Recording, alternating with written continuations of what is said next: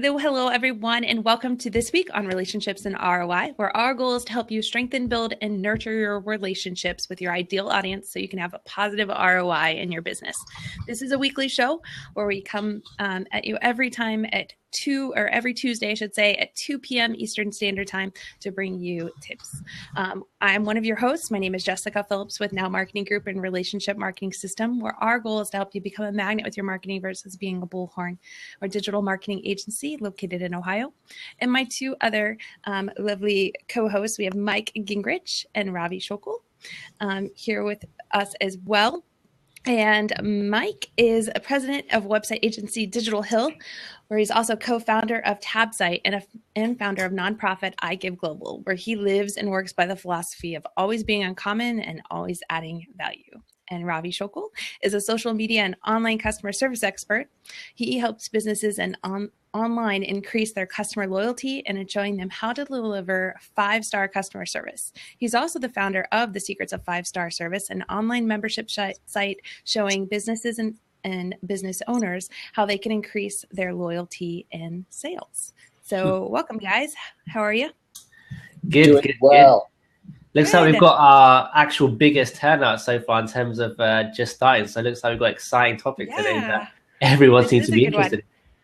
This is a good one. We're talking about how to automate your social media, the beauty of kind of saving some time with automation, but without seeming like a robot, because nobody wants to do that. It turns people off, right? So let's talk about the pros of automation, but the do-nots of automation, and so you don't come off like you're a robot and not genuine in your approach to social media. So, Mike, I'll kick it off with you first. Okay. Well, I think that it's always important that you try to develop efficiencies, but that you develop within those efficiencies some specific ways of customizing. So it's kind of a unique mix there. And I think that one of the biggest pieces that you need to learn off right away is that, with different platforms, different messaging applies. Obviously with Twitter, there's a 140 character limit, but people talk differently on Twitter. And, it's important to use hashtags on Twitter, where on Facebook, you're not going to use hashtags as much. You can use hashtags, but it's not as common. So you don't want to tag someone on Facebook the way you do on Twitter. And so you need to, you might want to share the same piece of content, but you want to try to find some unique ways to share it on different platforms. That's a first quick tip. Yeah, that's good. Yeah, to add to that, I'd first of all debunk the myth that we all post live on our social channels, because what? You guys don't do this? That's what I'm always just there. I know there's two ends of the spectrum. So some people prefer to share their content as and when something comes to their mind, or when they have a thought, or when they find something online, they share it in real time. And the other side is, or the reality is, that you can't actually be online all the time, which is why when we talk about something like scheduling, it helps to balance out the real time with the times where you can't be online. So it helps to balance it out, because there might be just Facebook, Twitter, Instagram, whatever now, but the more social networks grow, the harder it's going to be to kind of be there in real time on all the channels. So I think scheduling is definitely an important part of your content plan. And without it, you're going to find it very difficult to keep up with the comments and even conversations on all your channels. Yep. And if you back up from scheduling, it's almost the next step behind that is like content curation. So it's finding things that you want to share and having some resources, because again, when we're talking about social media sharing, gone are the days when you can post once or twice a week, and that's considered being active on social media. Being active on social media is daily now, and it has to be, just because of the time spent that people are on mobile devices, and they are using this throughout the day. They're on social media, so businesses, brands need to be active on social media. And I think when you talk about Facebook, because they're not always on at any one given time, but they're on multiple times throughout a day. So you might need to post 4 times a day. And on Twitter, it's that streaming feed. So, you might need to be tweeting, 8-10 times a day kind of thing, but you need to have some content behind that. So content curation. Exactly. And what are the sources that you want to pull from? Obviously, it's your own sources. You should be developing some great content on your websites. And, then you want to get that in the queue. And as Ravi says, we want to do some scheduling with that. We're using some tools, usually some third-party tools, so that we can set things up for multiple social platforms. So I'll just give one example, and that is that I use Buffer for Business as one of my tools. And so Buffer allows me to set up feeds. And then, for those feeds, so I can have, 10 different blogs that I really like set up in there. It'll pull in what their latest content is. And then I can say, I want this to go to Twitter. I want it to go to Facebook. I want this to go to LinkedIn. But then I need to, tweak those messages so that it's not just the same message going out, because I might want to @tag and put a hashtag to the Twitter one. I need to make sure it's 140 characters. But with Facebook, I might want to, do something a little different, ask a question. I have a lot more character space to type in there. So I want to do something different that way. So I think, those are key pieces and things to take into account. You touched on a good point, though, Mike, when you first said that gone are the days that you could post once a day. And I almost say, gone are the days where you can be on every platform unless you are going to be present, because it does take a human approach on every level. There's no way that you can just set up an automation and let it go. You have to be able to log in daily to the social platforms that you want to add that human approach to, so you don't seem like a robot. And if something's new and shiny and you get set up there, you don't want to just set it up and post a couple times, or even just post, in your 4 times a day or whatever you need to do, but never be able to go back and touch that site as yourself to see what else you need to do with engaging. So first thing about being human in your approach to social media and not seeming like a robot is that you have to be willing to learn the platform and how you can be human on it and add that value first, and choose those sites that you're going to make the biggest impact for your business. And it may only be, if you don't have a lot of time, it may only be 2 or 3 that that you really, that's where your personas are, that's where your clients are, that's where you can add value, that's where you're going to hang out. And then strategize the timing aspect of how can I save time with mixing the scheduling and then using my time, because I've scheduled and planned out thoughtfully my posts, that I can go back in and be a human. And to your point, making sure that the tone of voice that you're using on each one matches the platform, because Twitter is a lot different than Facebook. Facebook's that sit down restaurant kind of, you're going to hang out and be very conversational. And Twitter's fast food, restaurant where your information's on the go at all times. And you have to have good content in there to feed it and to keep it going. Yep. So knowing the platforms is one of the biggest pieces of it. Yeah. So I mean, that's some of the automation. You can get some of those automations. You can get great content that's set up, but then to not seem like a robot and to be relevant on those different social media platforms, you do have to find those ways to customize for that, and get it out there. Exactly. Yeah, I'd also say that even if you scheduled every post, you could still not seem like a robot if you came in and responded, right? So we're not saying the problem is automating that the process, and it may seem robotic, but obviously stage 2 is once you scheduled it out at 3 p.m., you need to be there in case the comments come through. Otherwise, you're going to have a page full of good content, but no one's actually there to answer questions or engage with. And that's the key thing. Thanks to social media now, people will just simply unlike, or worse, hide your content from their feed. And once that happens, it's very, very difficult to get them back again. Yeah, because if they're hiding it, you don't know. You're still, your fan growth is still there, and you're looking at the vanity metrics of, I still have the likes, or, I still have the fans, but you have no idea that your content's not being seen unless you're going back and looking at that conversion or the traction to your site.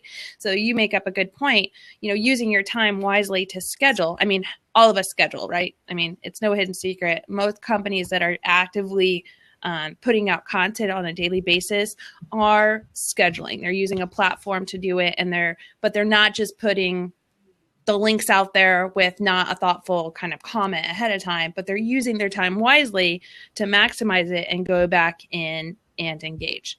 But there are some things that I would say do not put on autopilot, if you will, or automation. One of my pet peeves are like auto DMs. I have not seen anyone do this in a way that does not seem like a robot. I don't know if you guys have, maybe it's just a personal preference, but those auto DMs that are like, thank you for following me. Please also check me out on Facebook. I'm like, we're on Twitter. Like, if I want to check you out on Facebook, I'll go there, but we just met,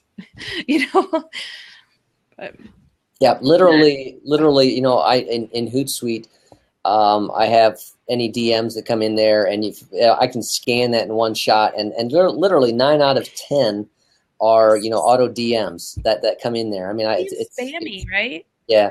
I actually had one. I take that back. I had one auto DM that came in. It was like, hey, thanks for joining me. I love your profile, blah, blah, blah. And it was like this really nice, it seemed like personal message, right? So I literally replied back to them and was like, thank you, and responded back in the way that, you would.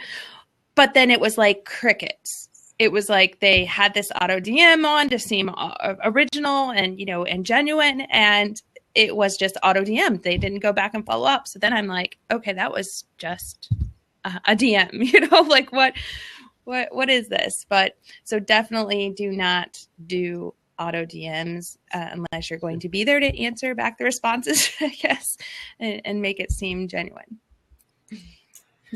Yeah, we just had a question, which was, what is the point of being on social if you're auto posting? What would you say the kind of your key answer would be to that approach?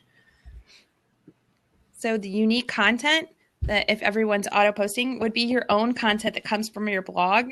And also it could be real-time content. Honestly, like today in Ohio, for example, it's, they're voting today. So I could literally schedule out knowing that that's happening today, or maybe it's a conference or something that's happening, and schedule it out knowing that that's going to be something that's real-time and happening today. But then take my time back and go in and, engage. Or maybe you're presenting at a conference and that you're going to be talking about specific things in your presentation that, like a video link, maybe a YouTube video or something that you showed, you can schedule that out and have it readily available while you're presenting. Yeah, I think that's a key point. Automating the process doesn't make you less social. It's engaging and having the conversations that actually make you social. So automating we're saying is completely fine. But as Mike said as well, you want to change the language up, because when people get the same message, or people auto repost their blog feeds and auto RSS feeds, and when you scroll down the fan pages or feeds, you're going to see the same thing again and again. So while automating is a good way to save time, you also want to mix up the content. So by all means reschedule the more popular type of posts, but mix up the content so you don't have that same approach and feel on a week-to-week basis. Yes. The one that is really, really painful to see still is the automation from Facebook to Twitter. Yeah. And it cuts it off, and it's like, please tell me no one's still doing that. But that was the worst. A few years ago, you would see it. That was bad. In the rare instances, you're saying like, I don't know, good morning or something, where you can translate it across networks. It works on those occasions. But normally, if you want to like tag other people, like Mike said, or give a bit more of a description, then you're kind of going to struggle to do that across all channels, and it still come off in the same light. So I think that's definitely a great point as well. Yeah. And even like the blog titles, like if you are using Buffer or something else to schedule. Sorry, a little bit of a echo here. Got some auto. Yep, there you go. There we go. Okay. Even if you are using Buffer or a third party to schedule and to curate content, make sure that when you're putting it out there, though, you tweak it and put your own approach to it. I've seen sometimes where people are sharing links and it's literally just the title of the article and then it's being published out. And it doesn't sound like you've read it or put any thought into it. So if you put your own kind of oh, I really like tip number 3, maybe if it's, 5 things you need to know about social media automation, for example, you're like, oh, I really like tip number 3, or whatever it is, to show that you've read it and took some, interest in the article before you're just pushing it out there and making sure that you've read it. Or at least skimmed it. I'm not saying I've read every single article fully that I've scheduled out, but I've skimmed them at least to know what they're about. Yeah, I think that's a good point about building trust as well, because majority of people who follow you on your social profiles are following you as an individual, right? So I could easily follow Mashable if all I wanted to know was the 20 best selfies in 2016 or whatever. If you then turn around and said, well, I think this is good and that isn't, then I have more of a reason to go in and say, wait a minute, I agree with her, and you get to build that two-way relationship, right? So I think that's a great piece of advice, to add your own input and your personality onto the post, because you shouldn't be afraid to say you don't like something or you don't agree, because your community are also probably thinking the same thing, but I guess they're waiting for you as a business to take the lead and let them know, how you feel on the content, so they can obviously engage and let you know how they feel at the same time. Yep. No, I think, Jessica, to add on to your schedule, but put your own spin on it. I mean, you take an article that is the 7 best tips for this, right? So, it's simple to break that down and to say, number 4 was my highlight. It talked about X. And that's your precursor to that piece of content. Or maybe it's a question about, I really like this article, I think it has value, but I wasn't sure about number 2. What do you think? And it's that's just a quick example of that kind of offering your own uniqueness. I mean, that content came in maybe through your content curation, but you're kind of customizing it, to the point of breaking it down. There's 7 of those things. You like 2, you didn't like 4, and getting people's thoughts on those items. Plus, it makes you sound more human, too, because you're making it a conversational tone. We always tell the team members when they're posting content to read it out loud and make sure it sounds natural. Like if you were to say it to someone across the room from you, or if you would send it in to a text message, you're adding that conversational tone so it doesn't just sound like headlines or meta descriptions and then the article. You are making it conversational and leaving room to ask people to engage back with you. You're saying, here's this, and tell me your thoughts on this, or give me some feedback, engage back with me. And it's leaving that room for it. I think I just seen April's little head pop up in here. Hey, April, how are you?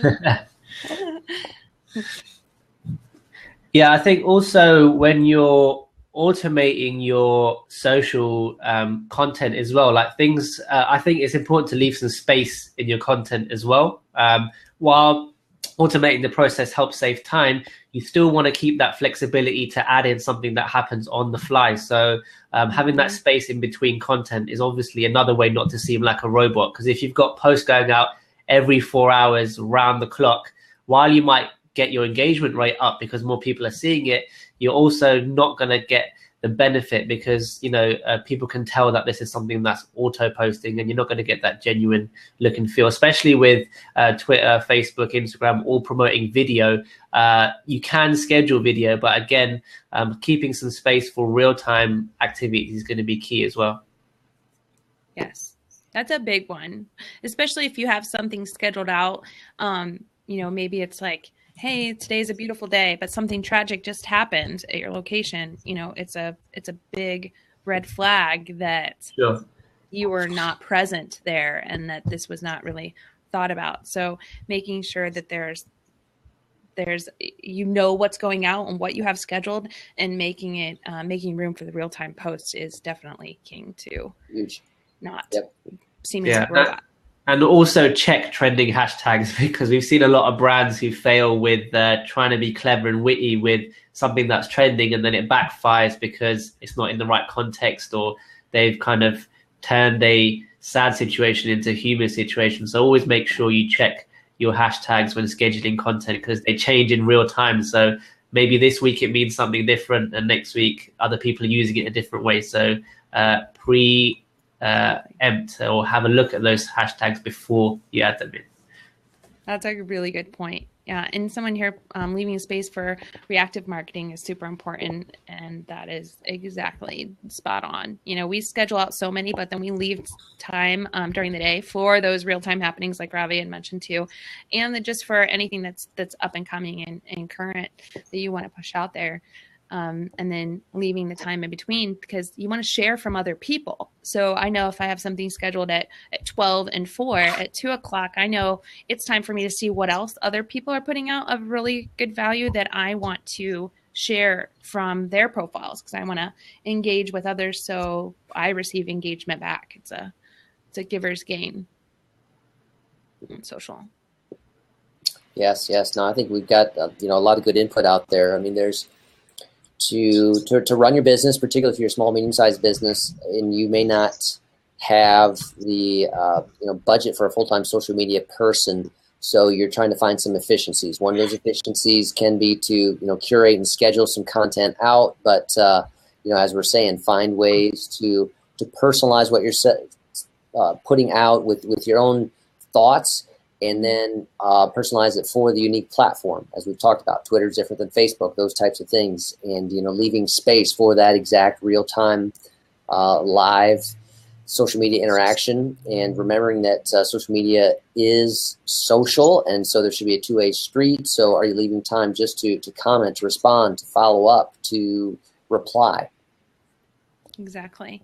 Now, have you found any tools, and you mentioned Buffer for Business, are there any tools that you guys have found that work better for scheduling that doesn't seem like a robot? I know, like, for example, the ones that have maybe the hashtag of the platform or the software you're using lets people know that automatically, hey, this is being scheduled or automated. But are there any others that you've seen that maybe work better for showing that human approach than others? First of all, I just want to point out as well, but while we're on the topic, that there's been research carried out that has shown that automating your content through social doesn't actually decrease its chance of being seen in the newsfeed. And I know there's two scales when it comes to talking about that process, but I think a lot of people who also schedule have heard somewhere or read a blog that said if we use a third-party tool, it's going to reduce our chances of being seen. But in that retrospect, there hasn't actually been any proof, and neither has Facebook confirmed anything to do with that it has a negative effect on your content. So scheduling is still a great part of your overall marketing strategy as well. I know I can see April's already mentioned it, but yeah, Agorapulse is definitely a big one. And I'd say the main reason is because you can see the insights of your competitors and others in your niche. So while automating is one part of it, you need to know what to automate or when to automate. So if you can see what your competitors are doing and how they're increasing or getting the engagement rate up, then it just gives you an indication on what type of content to share. And again, it's got the time, best times to post, which I will repeat, there are no golden rules when it comes to posting, but just keeping experimenting with posts is another great thing to do as well. So for me, I'd say Agorapulse, because of their insights as well as their ability to see what the competitors are doing. It's funny when you said there's no golden time, because you always see these articles like the best time of day to post is 9 and 3. Yeah. Well, then everybody goes to 9 and 3, and then they're like, it's 1 and 5. I do think that there are better times to post, but it just depends. Like we have it scan each of our clients' profiles, and it tells us for them specifically the best times of day to post. There are some higher traffic times just because of, common times that people would be online. But it's funny to hear you say that, because there is that common question out there. Yeah, those infographics seem to resurface every couple of weeks or so often. So I think it's good for us to let them know that, there isn't a golden time, and it's different depending on your fans and who your audience are. Great. Good. Is there any other questions out there in the audience, or any other tips that we didn't cover that people talk about when they say, how to automate without seeming like a robot?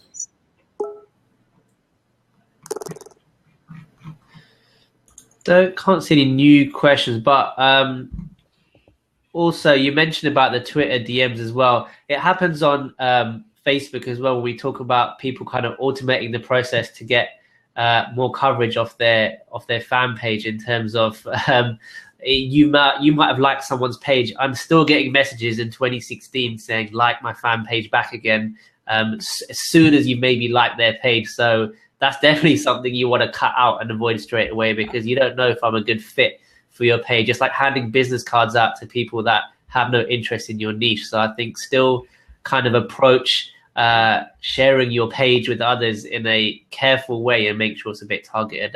We've got one great question from April saying, how far do you recommend scheduling out in the future? What would you guys say is a good time frame, or what do you guys use? I can answer this one. We plan our post 30 days at least in advance, but we only schedule out a week to 2 weeks in advance, depending on the client. That way it's in a time frame that you can really monitor what you're putting out every day. So we already have the content ready, but it's not, and it's kind of in a queue from what we use.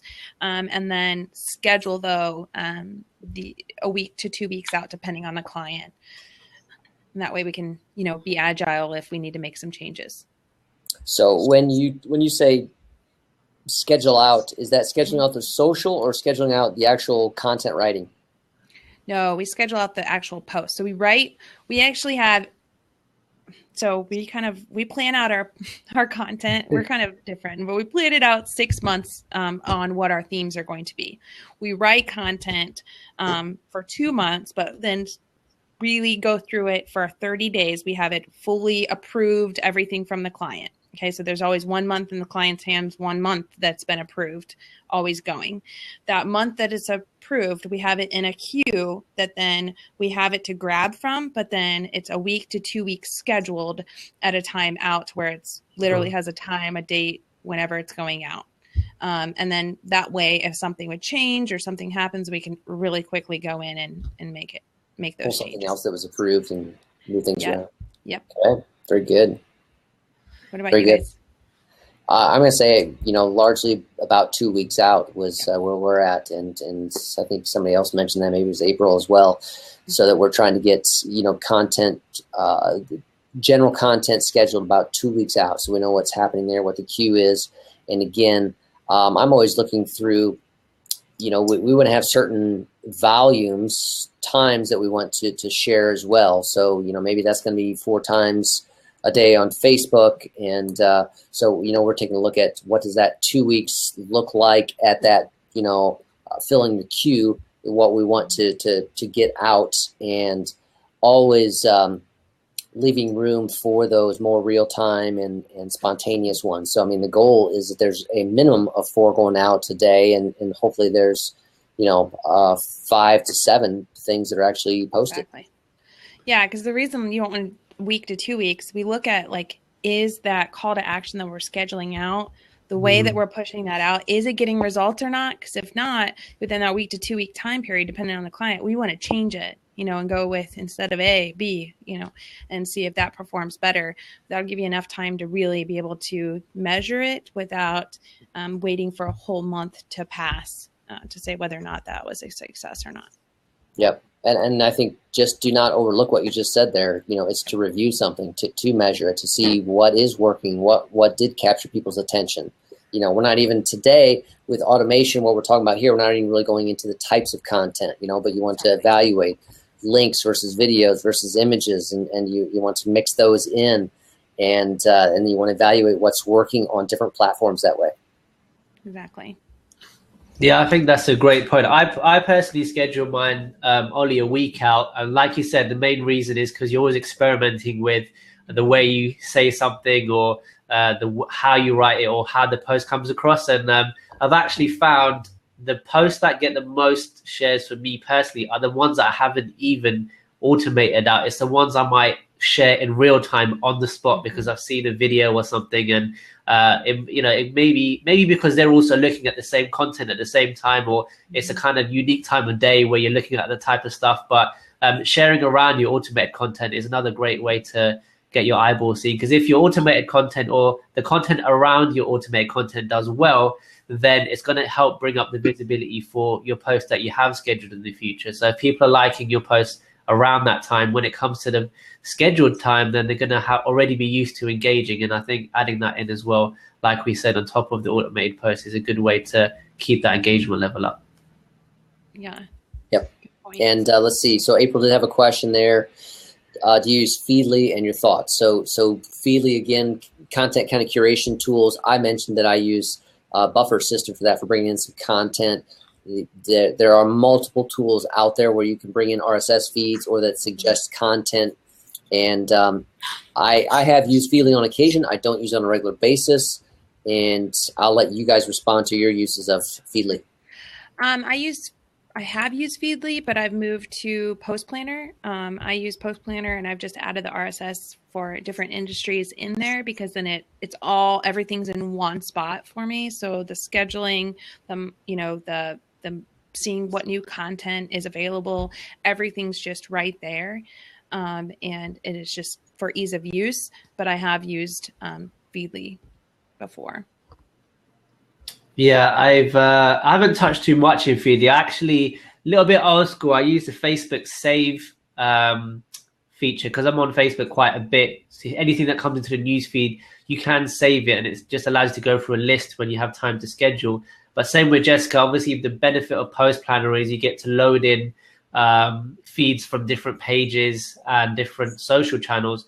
And you get to rank them in order. So scrolling through that very quickly just helps you identify what's working in their niche and allows you to kind of get inspiration for content for your pages. I also did use Pocket for a while, which is a Google Chrome extension and mobile app. And it works in the same way where if you see a piece of content you like on the web, you can just literally click a button and it saves it to your personal directory. But I'm going to be honest and say that mine's just turned into some biblical length of websites, which I haven't even got time to go through. So if you are curating content, make sure you go in there and whatever you've used, you take out of the feed, and that way you're always refreshing it with new content, because it's so easy to pile up content in a landscape now where we're almost overwhelmed with information. So I think go through your created content and kind of clean the top sites in there on a regular basis. Yeah. Good points. There's always so many tools that do specific things that, we've all mentioned some of them and what we use. I'm trying to find one that does it all. I think I may be stumbling on one that's doing that. I'm testing it right now, called Zoho Social. They've made other apps. They're new to the social media. Scheduling, that kind of tool, they're developing it right now, so we're beta testers and telling them what other things that we like, so they can try to add some of that in. And so far I'm loving it, but we're only like 30 days in right now, and I have it fully converted to only using that. So I'm going to give it another 30 days, but my dream is, and if they can make this happen, to only have one tool to use forever and for always to do everything you need it to do. I don't know if there's such a thing for everyone, but this could be amazing if it works. So. Yeah, I think also one other thing is that we haven't touched upon, which is quite common when we're scheduling content, and that is how often do you reschedule a post that has worked well? Because do you just let it go through your feed, or do you think this has really worked well for us, so maybe we should share it in another 10 days time? How do you approach the more kind of popular content on your feeds? Yes, especially on Twitter. And I know, Mike, you do this, so I'm going to let you talk. Yeah, no, I think that you need to be watching what those pieces are. But if it's resonated with some of your audience, I think that means, yes, you need to share it again in some way, shape, or form. And there's this thing called evergreen content, which is always green, always relevant. And I think that if you find something that way, because you need to remember, on Facebook, what is it? 5% maybe are seeing every post. Yeah. On Twitter, it's maybe even less than that at times. And so if you're getting some reaction on some, that's a good indicator. Others might like this, but based on those numbers, a lot of them didn't see it. So you want to be able to share it out again. So I'm watching what was popular to get that going. And as Jessica mentions, particularly on Twitter. So there's things that are evergreen that I kind of like to do a plan, which is, something comes out. I publish a new blog post. I want to get some information out about that right away. So this is now new relevant. Hey, here's the fresh content.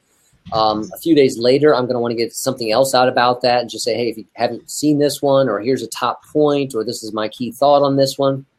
And then, it's going to go into my queue for, if it's Twitter, I might set it up to come out every 5 days for 3 months or something like that, just so that it's getting in there if that one is proven to be valuable to people, and find ways to make sure it gets in front of them, just because there's a lot of noise out there, and a lot of people may not see it the first time, but if you have a dedicated community, there's possibilities that they can see that along the way. Yep, exactly. We use the 10-4-1 rule of scheduling the content, and that call to action that we're putting out, we will continuously reschedule that, like you mentioned, maybe once every 5 days for the entirety of that month, to really try to drive traffic to that campaign that we're pushing out. And we'll change up the title, the link, description before you put that out there, but we use Post Planner and put that on repeat and say how often you want it to go out, how many times, and then we'll measure the results from that. And that is very helpful because, like you mentioned, not everyone's on social media at the same time. They may be on Twitter in the morning and you shared it in the evening, so you want to change it up and make sure that everyone is having the opportunity to see that.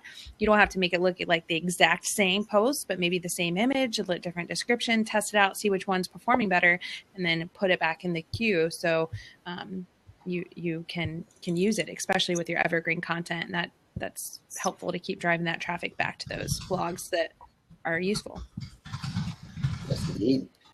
Wow, time flies. Yes, it does. Wow. Yeah. 2:42 already. So, all right. Well, thank you everyone for joining us this week. We will have a recap of this and for the replay, and also on our blog. And next week, as this is a weekly show, we do this every week on Tuesdays at 2 p.m. Eastern Standard Time. And next week, we will be discussing a review of live streaming options to build trust and grow your relationships. So I've put that link in here if you guys would like to subscribe to next week. We'd love to have you and talk to you about that. Video and live streaming video is huge right now. So how can you take it, maximize it, and use it to build your relationships and ROI in your business? You don't want to miss out for next week. I will be in Disney, but the other lovely co-host here will be. We'll be here. Ravi and I will hold it down and make it happen. Yes. Maybe I'll live stream from Disney and start building some relationships that way. What Disney can teach you about marketing. You never know. Yes, that will be a good blab. I will definitely tune into that one. All right. Well, thank you guys. I hope you have a good rest of your week. And I'm going to